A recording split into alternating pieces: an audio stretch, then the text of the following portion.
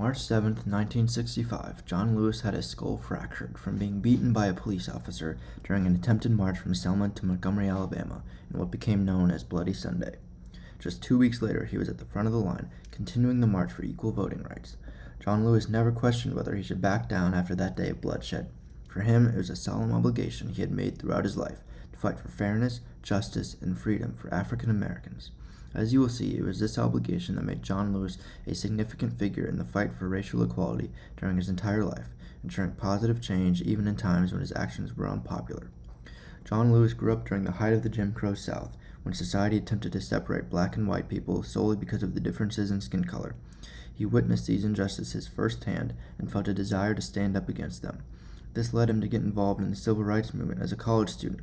By 1963, Lewis had been elected chairman of the Student Nonviolent Coordinating Committee, or SNCC, a crucial voice in helping to lead the movement alongside other groups, such as the Southern Christian Leadership Conference, headed by Martin Luther King Jr.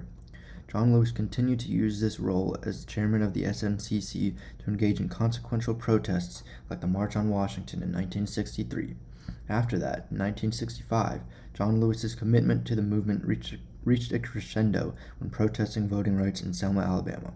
On March 7th, Lewis led a march across the Edmund Pettus Bridge, which connected the two sides of the city over the Alabama River.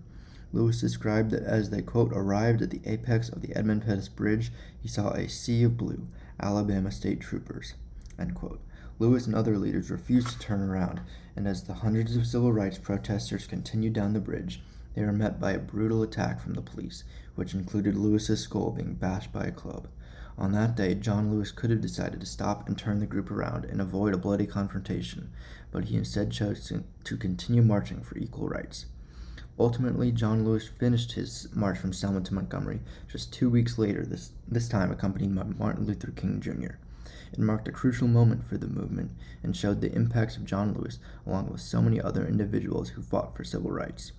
Lewis did not stop there either. He continued fighting for greater equalities throughout the following decades and was elected to Georgia's 5th Congressional District, a seat he held for 30 years. Even as an elected official, Lewis did not stop standing up for what he believed to be just. He was arrested 5 times during his tenure for protesting things such as apartheid in South Africa, and also led several sit-ins on the U.S. House floor to encourage support for legislation. While these actions were pivotal to making change in the country, John Lewis did it under unpopular circumstances. For example, in 1964, 74% of Americans did not support the civil rights demonstrations, according to a Gallup poll. The southern states where Lewis primarily protested were particularly dissatisfied with civil rights, with another Gallup poll just a few months after Bloody Sunday finding 70% of white people in that region opposed racial integration. Despite the unpopularity, John Lewis fought for what he believed to be right, and ultimately it contributed to monumental changes and greater equalities for African Americans.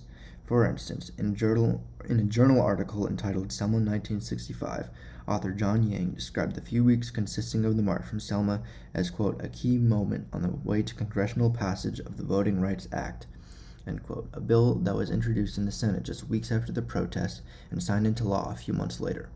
Therefore, a clear connection can be seen between the protests and real change in the country. Additionally, in his biography on John Lewis, historian John Meacham wrote that, quote, the movement of which John Lewis had been an integral part had done more to change America for the better than any single domestic undertaking since the Civil War, end quote. John Lewis never gave in to the other side, whether it was the police or politicians.